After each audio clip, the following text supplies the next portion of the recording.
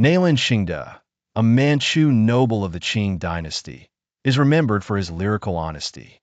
His Mulan poem begins with one of the most quoted lines in Chinese poetry: "If life were only as at first sight." With this, he expresses both the beauty of love's beginning and the pain of its inevitable change. If life were only as first seen, why should autumn winds sadden painted fans? The metaphor of the abandoned fan captures fading affection. First meetings are filled with purity and wonder, but time cools passion, just as autumn winds render summer fans useless. The line mourns the impossibility of preserving first love forever. Easily the old heart changes, and one excuses it by saying hearts are fickle.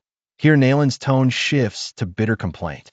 What hurts is not only betrayal, but the casual justification. The beloved's change is treated as natural, leaving the poet powerless before the instability of human feeling.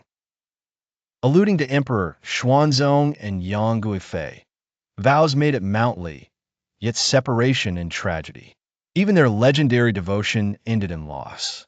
Tears fell, but no blame could be laid.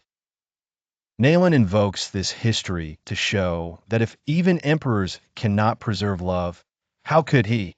The comparison heightens both grandeur and grief. Unlike you, at least the emperor once pledged to be like paired birds and entwined branches. In this cutting conclusion, Nalan condemns his lover. Emperor Xuanzong, though weak in the end, at least made vows of eternal love. His own brocade-clad man, however, offered nothing lasting. The bitterness peaks here. His pain is not only from loss, but from the sense of betrayal. The genius of the poem lies in its blend of personal lament and universal truth. Love begins in beauty, but is vulnerable to change. Betrayal, excuses, memory, and regret. These are timeless experiences. For modern readers, the poem still resonates. Who has not wished that life could remain as first seen? Nalan's words remind us of both the fragility of love and the urgency of cherishing it while it lasts.